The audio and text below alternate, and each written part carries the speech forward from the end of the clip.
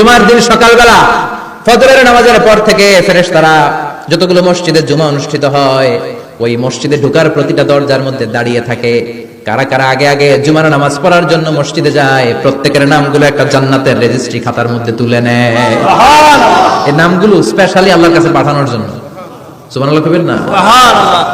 ডানে বাঁয়ে সামনে পেছনে যতগুলো দরজা, প্রতিটা দরজায় ফেরেশতারা বসে থাকে। কে আগে আসলো নাম তুলে দেয়। তুলতে তুলতে তুলতে তুলতে খতিব সাহেব যখন খুতবা দেওয়ার জন্য মিম্বারে যেয়ে বসে যায়, ফেরেশতারা তাদের খাতা বন্ধ করে তারাও খতিব সাহেবের সামনে জুমার খুতবা শোনার জন্য বসে যায়। পড়েন সুবহানাল্লাহ।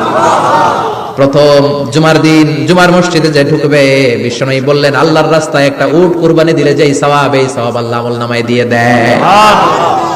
দ্বিতীয় পর্যায়ে যে ঢুকে, বিশ্বনবী বললেন বাকারা, গরু কুরবানির সওয়াব পায়। তিন নম্বরে যে ঢুকবে, বিশ্বনবী বললেন কাবসা, হাদিসের ভাষায় এসেছে আল কাবাস, কাবাস মানে হলো বকরি, বকরি কুরবানির সওয়াব। চার নম্বরে যে ঢুকবে তার হচ্ছে দাজাজা, দাজাজা মানে মুরগি।